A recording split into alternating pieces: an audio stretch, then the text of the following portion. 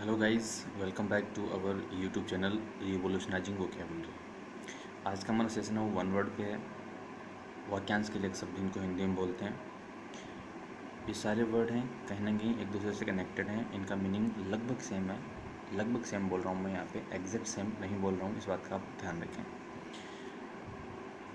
पहला वर्ड है migrant. Migrant का मतलब होता है कि वह पर्सन जो यहाँ से वहाँ जा रहा है, अनदर प्लेस पे। जैसे हम प्रवासी बोलते हैं, प्रवासी मजदूर होते हैं, तो माइग्रेंट वर्कर्स जो यहाँ से माइग्रेशन करके दूसरी जगह जाते हैं उनको बोलते हैं माइग्रेंट। माइग्रेंट यहाँ पे एडजेक्टिव है। वेग्रेंट, वेग्रेंट वो पर्सन होता है जिसके पास खुद का मकान नहीं होता है, खुद का घर नहीं होता है रहने के लिए। ठीक है। अब ये जो दो वर्ड हैं ये बहुत कन्फ्यूजिंग वाले हैं। एसएससी में सीजीएल एग्ज़ाम है और एग्ज़ाम जितनी भी हैं उनमें इंग्लिश वाले सेक्शन में इन दोनों को काफ़ी बार पूछा गया है और कन्फ्यूजन भी होता है एस्पिरेंट्स को।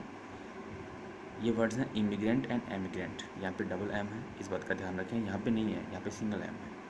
ये इमिग्रेंट है, ये एमिग्रेंट है, ध्यान रखें। मान लो ये कंट्री है, ये दूसरी कंट्री है, ये अपनी कंट्री है। वहाँ से कोई पर्सन यदि अपनी कंट्री में आता है तो वो अपने लिए इमिग्रेंट है, क्योंकि वो हमारी कंट्री में इन कर रहा है, अंदर आ रहा है, तो हमारी कंट्री के हिसाब से वो इमिग्रेंट है। और वहाँ पे कोई पर्सन बैठा उसके लिए वो इमिग्रेंट हो जाएगा। ठीक है। तो अपनी कंट्री में कोई आ रहा है वो इमिग्रेंट अपने लिए है। ठीक है। और अपनी कंट्री से कोई बाहर जा रहा है तो वो अपने लिए इमिग्रेंट है। यहाँ से कोई पर्सन वहाँ जाएगा तो वो पर्सन हमारे लिए, हमारी कंट्री के लिए इमिग्रेंट है।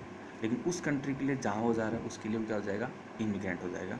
तो ये अपने दोनों वर्ड हैं, काफ़ी कन्फ्यूजिंग है, तो आपको इसको क्लैरिफिकेशन करके याद करना है। समझ में नहीं आ रहा तो आप वीडियो को रिवाइंड करके देख सकते हैं। वेगाबॉन्ड, नेक्स्ट वर्ड अपने पास वेगाबॉन्ड। ये एक तरह से खानाबदोश जो व्यक्ति होते हैं, खानाबदोश इसको हिंदी में बोलते हैं। ये एक स्थान से दूसरे स्थान पर जाते रहते हैं। इनका कोई फिक्स मकान नहीं होता कि आज यहाँ तो कल वहाँ। ठीक है।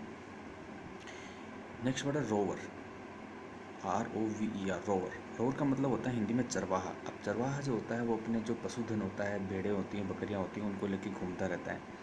उसका कोई फिक्स प्लेस नहीं होता, तो वो उसको बोलते हैं रोवर।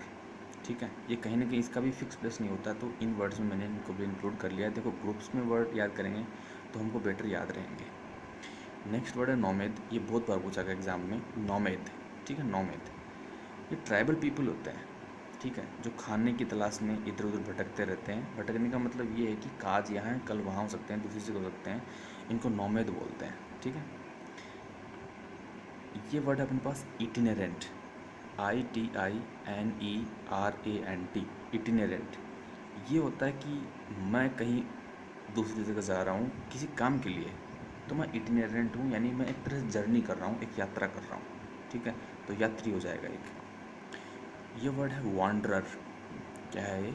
Wanderer, WANDERER, wanderer. इसका मतलब हो जाएगा कि बिना किसी काम के घूमना। ठीक है। जैसे आपको पता होगा गांव में कई लोग होते हैं जो निठल्ले होते हैं।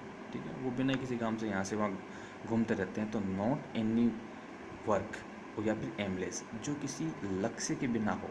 जैसे कि बहुत सारे एस्पिरेंट्स होते हैं मेरे भाई बहन जो कि बिना किसी लक्ष्य के यदि एसएससी की कोचिंग में आ गए, किसी भी कोचिंग में आ गए, तो उनको वॉन्डर बोला जा सकता है कि वो अभी तक अनजान है कि उनको उनका गोल क्या है, उनका एम क्या है।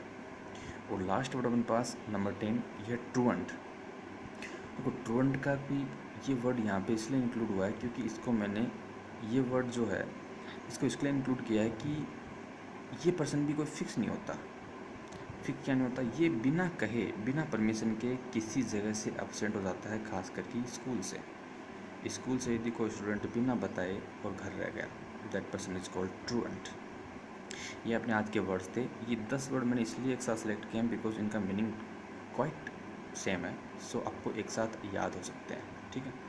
तो ये आज का अपना सेशन था। होपफुली आपको पसंद आया है। यदि आपको लगता है कि ये शेयर करने लायक है तो आप अपने दोस्तों को जो एसएससी है, बैंकिंग है, या कोई भी कंपटीशन एग्ज़ाम जिसमें इंग्लिश कॉम्प्रिहेंशन लैंग्वेज आती है, उनको शेयर कर सकते हैं। चैनल को सब्सक्राइब करें। तब तक के लिए ऑल द बेस्ट।